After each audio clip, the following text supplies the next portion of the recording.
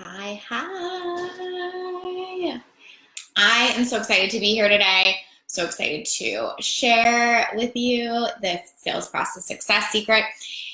It's something I've been talking to a lot of people about recently. It definitely was a conversation that came up in one of the recent cohorts.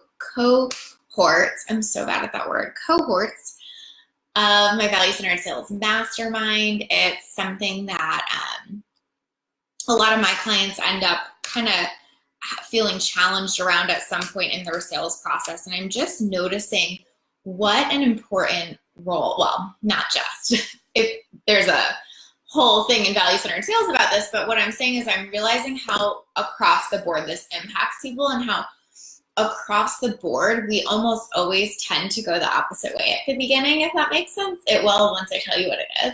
But that's why I'm talking about this today, because I've just been having it in my vision so much lately. I've been seeing so many clients have to work through this piece of their sales process, and I feel like it's something that we don't really have conversation around that much, quite frankly. So we are going to dive in. But first, here's something that I actually really do want to talk about that I don't think gets talked about enough. Hey guys, thank you for joining me. If you're here, say hi. So something I want to talk about that I think doesn't get talked about or explained clearly enough sometimes is like what actually is a sales process. So I just want to dive into that because I feel like I do a lot of like talking, teaching, explaining about here's what you can do to better your sales process. Here's what you can do to better your sales process. But I feel like sometimes we're like not getting crystal clear on what a sales process actually is. Does that make sense? So here's what a sales process actually is. A sales process is the process that you walk clients through, start to finish, that creates, keeps, and engages clients in your business, right? And so what I mean by that is the way I've designed it and the way we look at it in value-centered sales is starting, getting, and keeping the sale. So you know how to start a sale, bring in clients, grow your audience, draw people in. You know how to get the sale, have a great discovery call, work through objections, have a great conversion rate, and then you keep the sale. So not only like once someone says yes, do they continue to say yes, and not, back out of contracts, but also once someone says yes, they continue to be a client, right? And so that is the whole starting, getting, and keeping the sale. And what a sales process is your process for doing all that.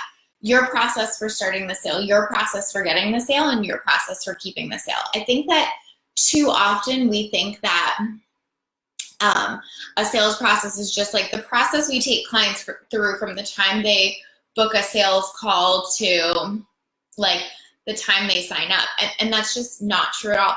Nor is a sales process like just an automated email funnel or something like that. A sales process is the holistic view of how you're making money in your business, how you're starting, getting, and keeping the sale. Hey guys, hey Jillian, hey Natalia, thank you for joining me. If you're here, say hi, tell me how your Monday is going. Obviously, well, you guys might have missed the beginning of this, but my Monday is going great, but I'm just a little brain dead today, so thanks for joining. But I really want to underscore how important it is when I say like, it is like the holistic process of how you make money in your business. Because I think so often that when we're looking at sales, we look at it in such a micro way, i.e. like just how I do a sales call. Like I think in value-centered sales, there are 2 modules on sales calls, but there are 9 modules. Like there is so much more to a sales process than just the sales call. And it doesn't mean the sales call isn't really important, but I just can't stress enough, and I think that some people get so confused about this, that you have to know your sales process in your business. And when you do, and when you lock in on that, you will feel unstoppable. And when you don't, and you are not locked in on that, you will always feel like you're chasing your tail in your business. Like you can't get that consistency you want, that you're never getting the results you want. Does that make sense for anybody? Like, do you feel like you know or have your sales process on lockdown? So if you're watching, tell me. Like, give me an emoji, tells me like, yep, I got it on lockdown, or feel free to type that out. If you don't, let me know that too. I would love to know where you feel like you're at so I can tailor this conversation more. But I really wanted to start with that so that we understand when we're talking about what's one sales process success secret that I'm going to share with you, that it means it's part of your holistic sales process in starting, getting, and keeping the sale. It's not just like, well, on call, say this one thing. Does that make sense? Okay, beautiful. I am parched today. Sorry about that. Okay, so here's the secret. And actually, I have like a bonus secret I'm going to share with you after this too. But here's basically the secret. And I want to say one thing. When I first say it, it's going to feel very like mindset oriented because, of course, you know, I believe so much in mindset. But it's also really strategic. So I'm going to share with you the mindset component, but I'm going to share with you exactly how to strategically implement it too, because it's really, really important. So here's what it is.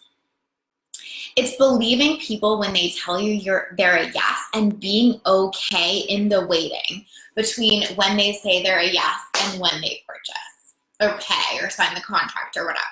So it's believing they're a yes, right? And then the bonus is getting comfortable with the waiting. So we're going to talk most about believing them when they say they're a yes, and then we're going to do some bonus stuff at the end about how to get comfortable in the waiting, right?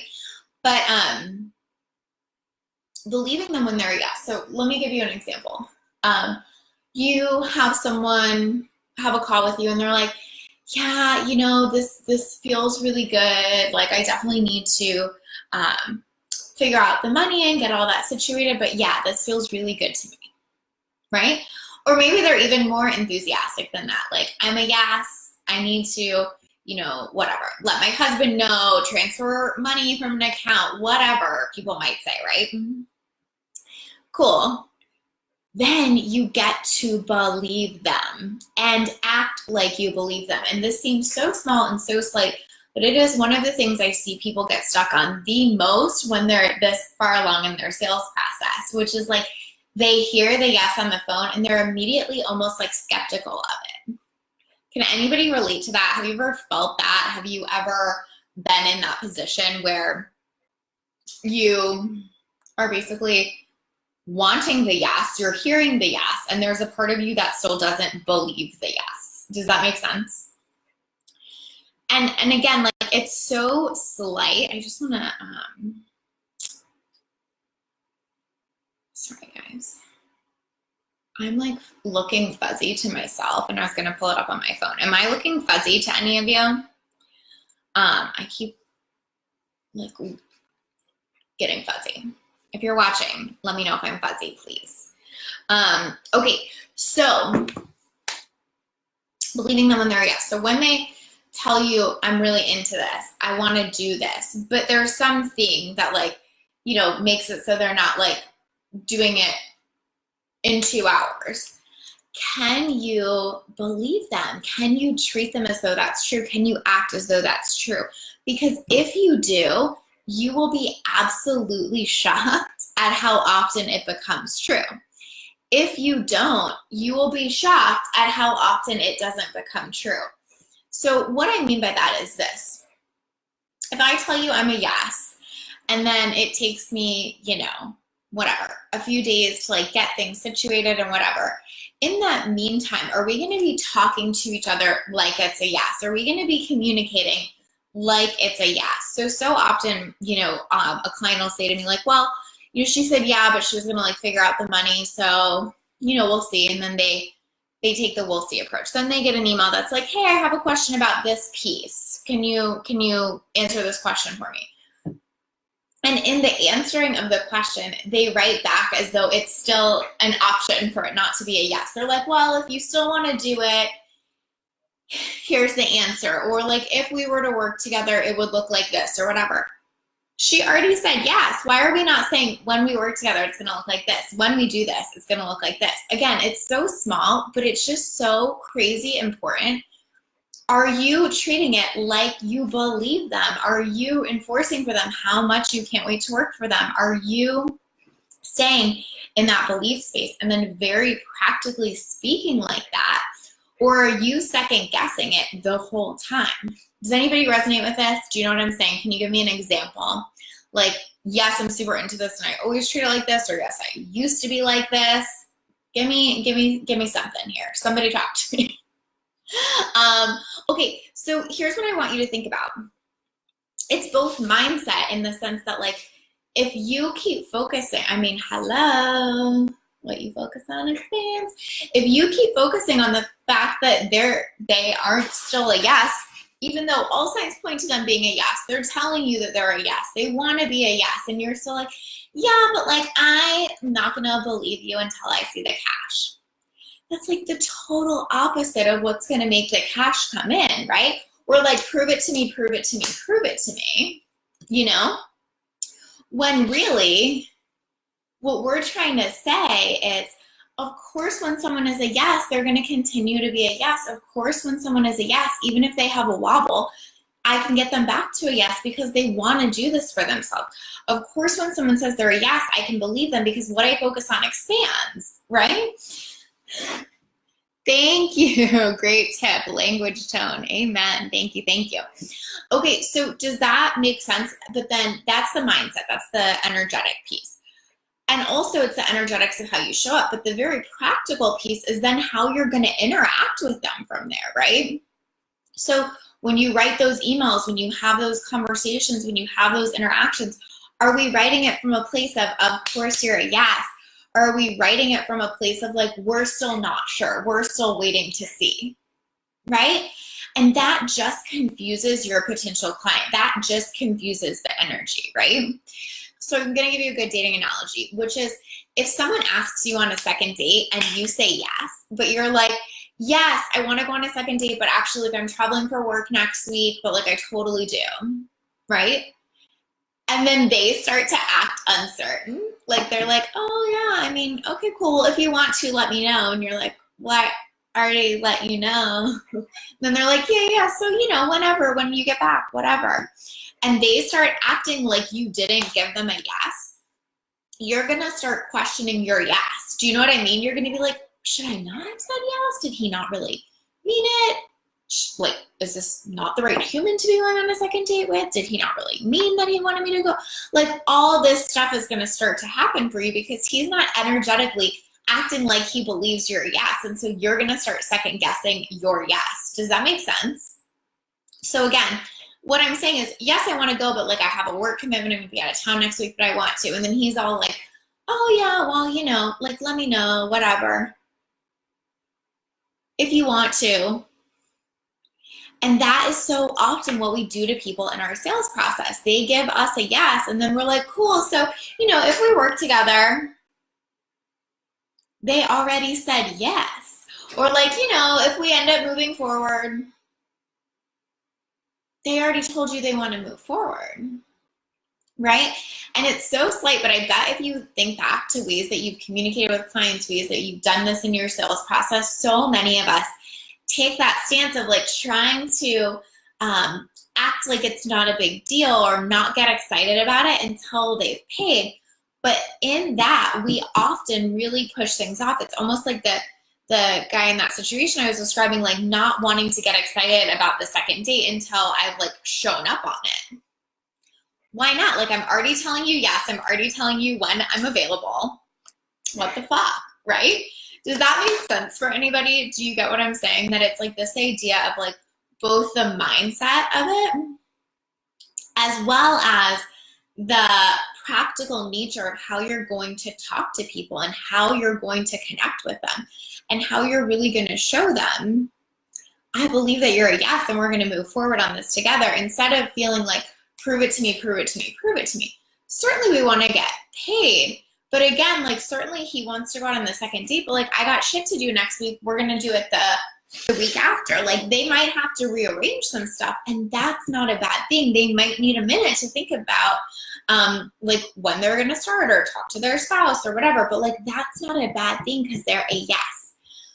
So I really, really hope this is helpful. I want this to be something you put into place like now, tomorrow. If someone's telling you they're a yes, are you treating them like that? Are you following up with them like that's true? Are you leaning into the sales conversation like that's true? Reread your communication with them. Does your language suggest that you believe it's true? Or is it still that like, whatever. If they're not a yes, it's fine. Like, I think so often we try to be detached, and I'm such a fan of detachment in like every sense of the word. I feel like it's like half my work on this planet. However, I think there's a way sometimes where like what we're really trying to do is fend off negative emotion, i.e., we're scared that if we get excited that they'll disappoint us. Well, that's still coming from that place of I can't believe someone if they're a yes. If you can change your story to when someone tells me they're a yes, I can believe them. Of course you can be detached, because when someone tells me they're a yes, I can believe them, right? I'm sure you can think of plenty of things you're detached from in that way in your life. Like when your best friend tells you, I'm going to meet you on Sunday at 10, the whole time you're not like, well, I don't know. I mean, we'll see. I guess it's fine if she doesn't show up, whatever, right? You're going to believe her, and you're not attached to her showing up because she just will, and you're not thinking about it the whole time, and you're not ruminating on it. And when she texts you and asks you what to wear, you're not like, well, you know, if you decide to come, you should wear pink. Like, do you know what I mean? So I feel like this is just so, so important. And you can look to other areas of your life where you're just like, yeah, when someone tells me that, I believe them. How can you translate that into your business? Because if you take on that belief system, if you take on that mindset, your energy and your practical way of communicating with people is completely going to change, and so are your conversions. Because again, just like the dating analogy, if someone tells me, or if I tell someone yes, and then they start acting like they don't believe me, I second guess my yes, right? So if they tell you yes and you still keep acting like, well, we'll see, they're gonna second guess their yes. And so very practically speaking, it is going to change your sales process and change your conversions when you decide that. And it's also going to change the way you do follow-ups, because you're going to come from this totally different place of like, cool, so part of my sales process is that like we work through stuff and follow up, but they're a yes. Does that make sense? Like, yeah, we might have to talk dates and they might have a little wobble, but they were a yes, so we'll get them back to a yes. They are a yes. There is nothing to second guess, right? And ultimately, if you come from that angle, they will almost always mirror that and come from that angle. If you come from the, I'll believe it when I see it. It's so much fucking harder to see it, just like with anything in life, right? Maggie says, Lacey, I love this. I have a question for you. There are 2 people who have said to me they want to work with me someday. I know they are dream clients. I want to be detached from the outcome and still follow up. What are your thoughts? I mean, Maggie, I think that it's still like believe them that they're a yes to you. So the conversation isn't like, well, if we ever work together, or well, you know, it'll be great one day. The conversation is like, I would love to work with you too. Like, I'm so excited for us to make this happen. I can't wait for all the amazing work that we're going to do together. I can't wait to get you XYZ result. I'm so excited for this, right? That's how I would frame that, right? Instead of, I don't want to get too excited, or I want to stay detached. I mean, I think there's a way to like be that excited and still be detached, right? So it doesn't mean like this has to happen or I'm like dead. It means like, of course I'm going to treat it like it's true. Like, let's use the best friend coming to lunch conversation. Like, I'm detached in the sense that like, whatever, if something happened at 9:30 and she couldn't come to 10 o'clock brunch, like, I'll be fine. It's not a big deal, but I'm still going to get excited the whole time. I'm still going to talk to her like it's true. I'm still going to show up like it's true, right? And so even the someday people, I think the same thing applies. Let's speak about it like it's true. Let's speak about it as though like we are going to do amazing work together. Let's speak about it like we're just picking a date, really, or picking a timeline rather than having a question mark of if it's going to happen. Does that make sense? The question mark is what day. So let's work that shit out, right? The question mark isn't like if, it's when. And I think that that's just such a good way to go into anything. Like, I remember when I hired my first one-on-one coach, I said to her on the discovery call, listen, I know that it's not a matter of if I'll be successful, it's when. And I would like when to be sooner. And I really think that one statement totally changed the course of how I built my business, because I was just in that belief of like, it's not if, it's when. And I wasn't particularly attached. I wanted when to be sooner, but I wasn't like, and it needs to be next month in this amount at this time. It was just like, I'm ready to do this thing. And so I think that's the approach you can take with them, where like the attachment comes when it has to be like this moment next week at this time. Like that's where the detachment can come in. But what you can get certain and in belief around is that they mean it when they say, I'm going to work with you. All we're figuring out from there is when. And like, I'm not attached to the when. Does that make sense? So I feel like that's a super small tweak, but it's for Maggie as an example, it's going to change the way potentially that she communicates with the Sunday person, where often, and I'm not saying Maggie does or would do this, I have no idea, but I'm saying as an example, it would be so easy to communicate with that person like, well, if we ever work together, it blah, blah, blah, or yeah, me too, someday. Instead of like, yes, I am so excited to do this work. That is totally different. And again, your energy changes their energy. Your belief changes their belief. So if you keep talking to them like you believe them and like it's true, the likelihood that that occurs is just totally different, right? And I think also like what we have to remember is our clients hiring us is like a very scary jump for them in many cases. They're spending so much money, so much like so much more than they probably ever spent on something for themselves. That's not like this super practical thing, right? Ever.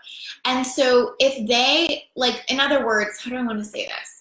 I think it's unreasonable to expect that someone's not going to come into that investment with a little bit of uncertainty. Meaning like, even when I said that thing to my coach of like, it's not if, it's when, it doesn't mean that I didn't feel uncertain putting 8 G's on a credit card. It didn't mean that I wasn't still scared. It didn't mean that that didn't feel like the biggest leap I have ever made, right? However, she was so certain. So it gave me permission, right? It gave me permission to make this big, scary leap. If my uncertainty made her, start to get uncertain, I probably wouldn't have done it, quite honestly. Like, that would have just been reflected to me, and I would have been like, oh, if she's not sure I should pay her, I'm sure as fuck not sure I should pay her, right? And I think that sometimes we just have such a big expectation of our clients that they should come to us so ready, so certain, so in belief, and like, we're the ones that are kind of like, well, if you really want it. I'm kidding. I don't think we do that on purpose. But it's so crazy how much we want them to believe when we're having trouble believing, right? And so what I want you to remember is that if they're about to make this really scary jump and you appear uncertain, trust me, they will only and ever reflect that to you, right? That's from calls to emails, any communication. If you're creating that uncertain energy or that uncertain language, you're just pushing that uncertainty button for them. And of course, there is going to be some fear in making a big jump, making a big investment, all the changes that are going to come with working with you, et cetera, et cetera. So your clarity, your certainty, and your belief is the key. And then you reflecting that in all your language and all your dealings with them is key. Don't expect them to be more certain than you, right? Don't expect that you can come with like a whole lot of like, well, question mark, are they going to pay? And not feel friction from them around that. Does that make sense? Hi guys, hi Monica, hi Cash. Thank you guys for joining me. Maggie says, it's the difference between certainty and doubt. So clear, your energy changes their energy. It is so true. Yeah, speaking of, that's a good point, Maggie. Maggie is joining me on Happy Thoughts tomorrow night, and we're talking about a slightly similar but different topic as it relates to relationships. So if you're into that, which of course, who wouldn't be, join us for Happy Thoughts tomorrow night. It's going to be so good. We talked about it today, and I'm really excited. But the point Maggie just made, like your energy changes their energy, is like spot on to that point too. Okay, so here's the bonus, is getting comfortable with the waiting. So if they're saying they're a yes, we're believing it, cool. But then like the waiting period is so uncomfortable for people. And like sometimes I really just see this as like the biggest opportunity for people in their sales process. Like if you can believe them, if you can talk like you believe them, and then if you can manage your own energy through that period of waiting between when they said yes to when they buy, you will be fucking unstoppable in sales. If you can't manage your energy through that process and you're all over the place and you're second guessing it and you're up and down and you're so uncomfortable in it, you will always have that reflected. Like, it's just the nature of the beast, and it's so true, right? So don't make waiting a problem, right? It can be scary to believe someone because we're so scared of that rejection, that letdown. But the only way that you're really going to like consistently prove that when people say yes to you, they say yeah, they mean it, is to believe it and then let that come true. If you keep cutting yourself off there, if in the waiting you keep making up a different story, you're always going to have that different experience. You can't get to always having a yes if you believe you can't trust a yes. You can't get to always having a yes if you're not available to sit through that waiting period. Does that make sense? So the waiting period is sort of like that waiting for a second date. Like, so someone asks me out on a second date, I say, yeah, cool, but like I'm traveling for work next week, whatever. Which, by the way, this is a really good example because it's an actual real life example, because when I was dating and doing the whole like online dating thing, I was also traveling a ton because I spoke a bunch last year. And so it was really interesting and fascinating and became actually a filter for me to see how guys responded when they had to wait. Meaning when they had to wait for a week for the second date, when they had to, you know, when I couldn't go on the first date for 2 weeks because I was like speaking and hosting an event, whatever. And if they couldn't sit through that period, if they were like, you know, oh, 2 weeks, forget it, a week, no. That immediately was such a good deciding factor for me. Maggie, maybe you can speak to this in dating more than I can. From the side of like why that's important. But for me, that just felt like such a no, because it was like there was such a neediness attached to it, right? It was like you need to go out with a girl that bad that you can't wait a week. Like, I need you to be secure enough that if I say yes, I mean yes, and I mean that I'm going to go out with you when I come back, right? And if you're not secure in that, that's actually like really good data for me, because I'm not feeling that. You know what I mean? Like, when I'm away, if we get into a relationship when I'm away, are you going to be like that uncomfortable? Like, I'm just not here for that. So I think that's a really good thing to think about with clients too, where it's like, we're going to like change your life in this program and in 6 months, but I sure as fuck am not willing to wait a week for you to like think through things and get your finances settled. That makes no sense, right? And it feels more grabby, just like somebody that couldn't wait a week for a date. It felt so like grabby, right? Yeah, perfect. Maggie, I knew you were gonna say it so much better than I could. Maggie says, yes, emotional maturity means we can work with delayed gratification. It's literally a sign of emotional adulthood. Bingo, right? And so if you can put that in your sales process and you can go, I'm here for you. Like, take your time, and I'm going to be okay in the waiting, because I believe when you say you're a yes, you're a yes.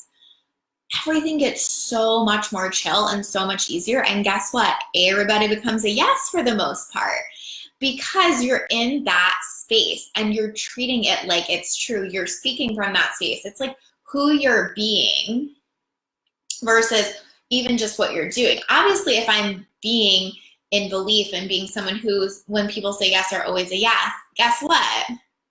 I'm going to write from that space. I'm going to speak from that space. I'm going to talk from that space. So practically, I will be taking the action, but ultimately, it's what I'm being that will impact what I'm doing, right? And I've just had so many personal examples of this lately too. Like, I had a client who I did an intensive with, and she was like, cool, I definitely want to move forward. And I did follow up with her maybe like 3 or 4 different times, and she had a personal situation happen in the midst of that. But I just was like, I know she wants to work with me. I know that we're going to do great work together, and I'm here for that, and I'm going to keep showing up from that place. And so, of course, she pays, right? Of course, she signs up. And in my writing to her, I was never like, so I guess if we work together or whatever, I was like, cool. So like, what, like, when are we moving forward? Like, when are we getting this started? Right? I mean, I'm not going to say specifics because I don't want to like, you know, cross any privacy or boundary stuff there. But my point is, like, if you're speaking like it's true, even in the waiting, it's comfortable because you still believe it's true. Just like if somebody had to wait 2 weeks for a date, but the whole time we were like talking about how fun it was going to be and what we were going to do, and what, it's comfortable, it's fine. We're not like question mark, right? Lena says, who you are versus what you do. Exactly. So, you know, remember this, like, you can't get a yes, or they're not going to become a yes if you don't believe or trust that they're a yes. Like, it starts with you. If they say, yes, I'd like to work with you, and you're immediately like, I'll believe it when I see it, like, the paths do not align, y'all. Like, it just doesn't happen. Do you know what I mean? It's like when you come into your business and you're like, business, prove it to me.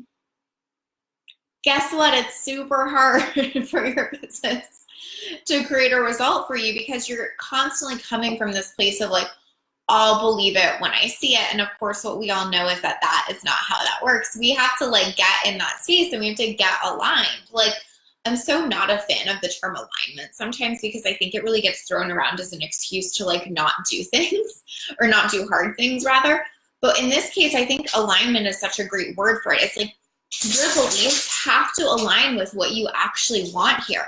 And like, what you want is for when people to say yes to be a yes, but your belief are that you can't trust people when they say yes until they've paid. Like, the two do not meet. Like, you ain't gonna get the results you want from that space, nor are you gonna act like it's true, nor are you going to show up for your client like that's true, right? And so this is the biggest secret, and this is literally something you can change today, tonight, this second, when you talk to clients, when you have sales calls, when people tell you they wanna work with you. Like, if you shift this, if you keep working on this every time, and listen, it doesn't mean you're not going to have a fallback where you're like, yeah, well, I'll celebrate when they pay. Oh, I see what I did there. But pay attention to your story. Figure out how you can treat a yes like a yes and how you can get comfortable in the waiting because it's a fucking yes, right? Okay, so I hope that was helpful. If you missed part 1, because Facebook apparently shuts off all my videos at 15 minutes. Again, if you're watching and you know what that's about, let me know.